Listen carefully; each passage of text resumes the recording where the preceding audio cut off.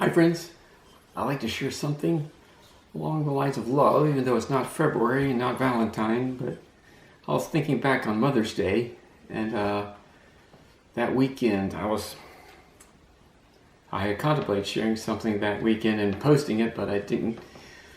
And I was thinking how many times I probably should be more grateful for my mother and about the love of a mother and stuff, and I kept thinking about that, and I thought, I like to share and talk about love, and that was a great example of this mothers, of course, because this was like most mothers, and even I'd say fathers, parents in general, seem to have an innate love for their kids.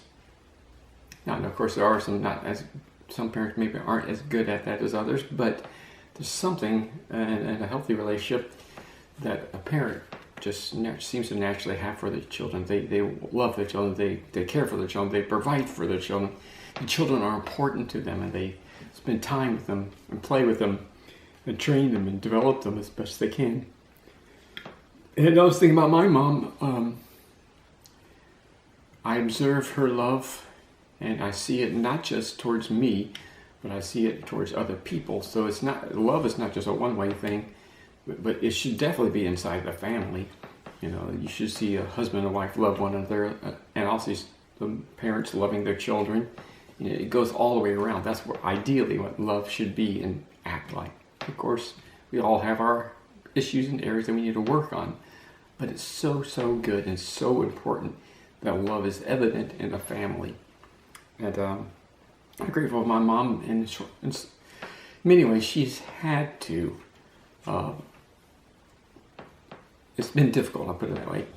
It's been challenging since my dad has multiple sclerosis and has been disabled for a long time.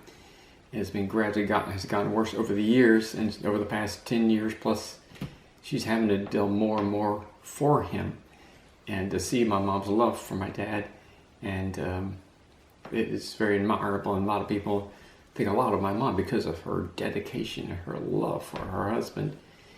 And other people see it not just towards him, but also to us as kids. My mom has been very helpful and done a lot of things for my brother and I, and we've been very grateful for my mom in those ways.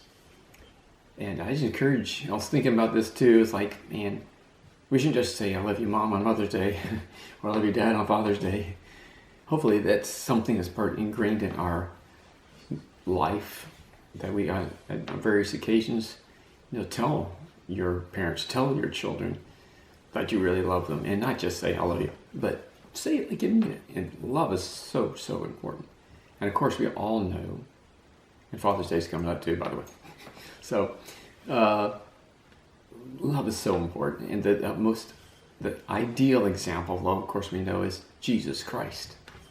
And I was listening to Keith Green make some statements about how many religions even point to Jesus Christ as a great example. Maybe they don't all believe he's God the Father, or they believe he's just a prophet. But nevertheless, many religions refer to Jesus and point to Jesus. And as Keith Green pointed out, that's one reason why he chose to follow after Jesus, because everybody else was pointing to him. I thought it was a very interesting story that I heard from Keith Green. And it's like, yes, Jesus is full of love. And it says in the scriptures, God is love.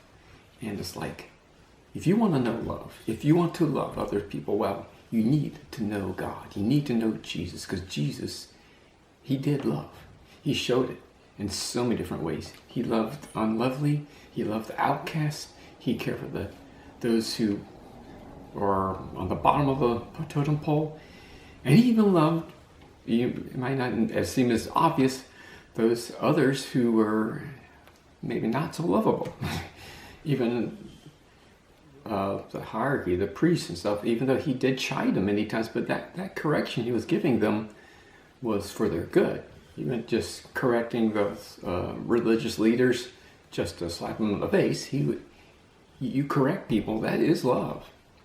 And so many times we forget that when you get corrected, it's like you don't feel like love, but it is love, because that's the only thing he does have. He's just in everything he does, but there's love and justice in him. Anyway, I also thought of a song which was written years ago by a guy named Glenn Garrett. It's a pretty old song. I heard it when I was a kid. And I like to read it. I won't sing it necessarily. I can't help it. But it says, some people may claim to sacrifice for your name while living for you. They tell of their burdens, the rewards they're deserving for all that they do. When loving you is quite easy, seeing how you love me, your love is the missing part to the puzzle in me.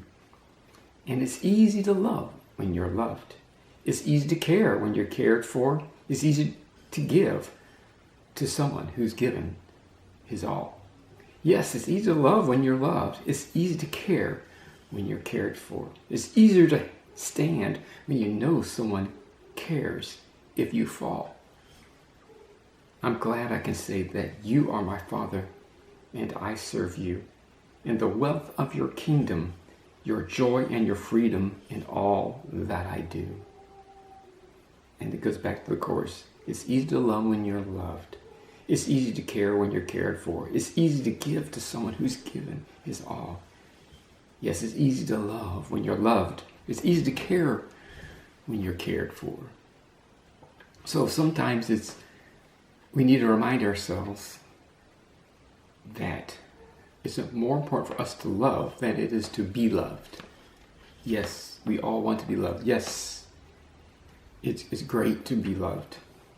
But what is more important? To be loved or to love? And I dare say it's more important to love, because you know what? When you love, there's a good chance they'll love you back. But I would say the flip side, if you don't love, guess what? There's a good chance you won't be loved back. You reap what you sow. If you want to sow love, if you want to reap love, you got to sow love. And so, I don't know. I just felt that urge to share this, and I hope that means something. I hope it encourages you to truly, when you're out and about with people, to show your love, especially on your family. Because I also thought about the scripture I didn't say earlier about, how Jesus said, how will they know that you are my disciples but by your love for one another? It's so, so important that we love one another, just like Jesus loved us. And Jesus loved them. It says in, I think, John 17, it talks about, as the Father loved Jesus, that's the same way he loves us.